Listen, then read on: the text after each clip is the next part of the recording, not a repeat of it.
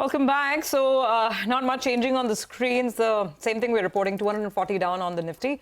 And the mid-cap index is still nursing a cut of about 1%. We have Rajesh Kothari of AlfAccurate Advisors joining us on this leg of the show. Rajesh, good to have you on. So the market's seeing a bit of a cool-off today, something that it doesn't usually do.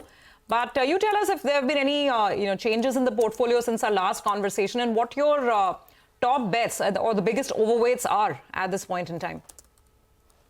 Well, frankly speaking, no major changes. I think we remain bullish, extremely bullish on capital goods as a theme, and no change in that theme. In fact, as more and more global, power shortages and the grid complexity, we hear more of that in Australia, in Europe, and now in USA. That means more benefit to Indian companies who have a competitiveness to supply to the world market. So I think the capital goods as a theme will continue. And I think probably in budget days, you will get more of that because the capex plans, be it railway, be it defense, or be it the power, and so on and so forth, will get further crystallized. So that's our first theme, and we remain fairly bullish on that.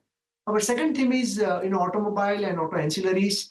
Again, this space is doing extremely well, and the more electrification, as I keep talking about from last several years, the more the content per vehicle, and that's better for the auto ancillary names. And the third, of course, is the consumer. That's a space which we have been adding weight from last 3 to 4 months, and that space is also doing reasonably well. So these are the three themes on which we are positive and have a good exposure across our portfolios. Right, interesting. Capital goods, auto ancillaries, and consumer itself. We'll speak about the consumer space in just a bit. Rajesh, I was looking at a couple of these tobacco stocks as they're moving right now ahead of the budget. We have when the market is cooling off. Rajesh, I was looking at your portfolio. This is, I think, the India Opportunities PMS, right? Now, when we talk consumer, you don't have too many staples, not even ITC in your portfolio, but we see other discretionary plays like a Trent. If I can take autos as an extension of discretionary consumer demand, then you've got TVS, you've got Hero, etc. So give us your thought process. I mean, Trent, I'm sure it's worked wonders for you. But what about the rest of consumer, staples, etc.? Any change in stance there? A lot of people expect better numbers, rural recovery, and just market positioning to perhaps help this side of things. So one thing is very clear. We do expect the rural recovery to happen in the current year, and there are multiple ways to play this rural. One is to play through two-wheelers, OEM companies. The few names what you mentioned, we are holding for clients. Second is the auto ancillaries, which are also proxy. They are more linked to two-wheelers, apart from the four-wheelers, but there is a more content per vehicle, and that's another big chunk of a portfolio. And third is to play through the FMCG companies. And fourth is to play through the consumer durable companies. So these are the four ways to play the rural recovery. And in each of this basket, we are holding them. So we are holding two-wheelers, we are holding auto ancillaries, we are holding, the staple companies, one of the largest FMCG company we own in our portfolio. And of course, we are also holding the consumer durable companies. So that's, so we believe that the consumption will continue to do well. Rural recovery, after probably 3 years of very, very low base, I think rural recovery on a low base can probably surprise the market. And on top of it, as you expect probably from budget related, a little bit of what I would say, some relief to the consumers or some relief to the low income strata demographic kind of thing, if that can happen, then can further aid to the overall rural economy bounce. So we are having a few companies on staples as well, as far as the consumer segment goes. Okay, I guess because the fact sheet only has the top 20 holdings, perhaps obviously it's later down these companies would perhaps come through. Actually, let's talk about one of your biggest holdings, and that's from the financial space, right? HDFC Bank. You also like a couple of other banks, I think ICICI as well. But I think HDFC Bank is a big point of debate in the market right now. There's a camp that believes that its time has to come. It's just a question of when and not if. But then there's another camp which believes that perhaps the best is simply behind, and why waste more time waiting for the recovery here? Look at other parts of the market. Where do you stand on things? I mean, obviously you're positive. That's why you own it.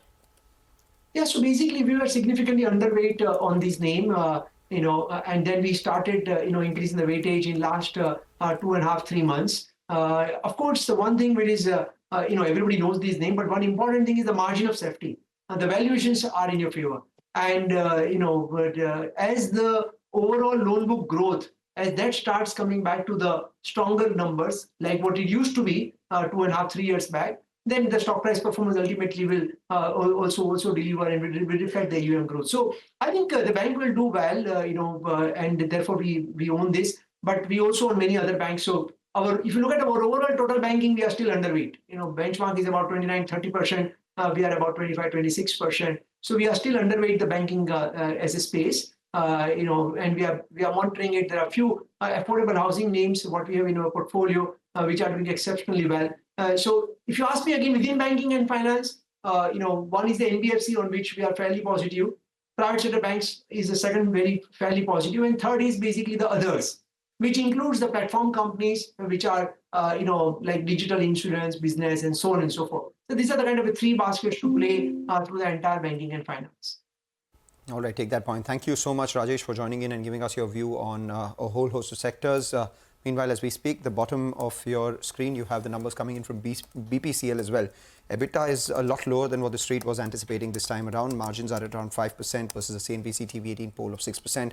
Stock is lower in trade as well. Some of the other internals also indicate that the volume growth this time around for the company has been close to around 3.2%, and the average gross refining margins for the quarter have been $7.86 per barrel.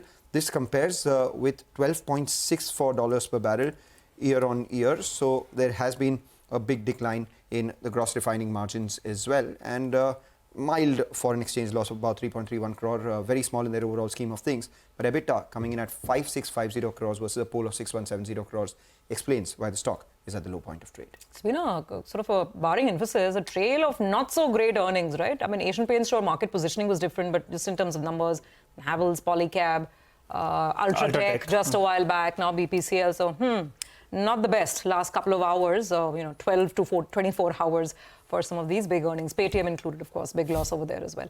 Anyhow, let's take a break. On that note, we'll come back on the other side and get you a lot more on the market. Of course, we'll get you all the chatter from the street. Nimesh will join in, and then some more trading ideas coming up with Mitesh.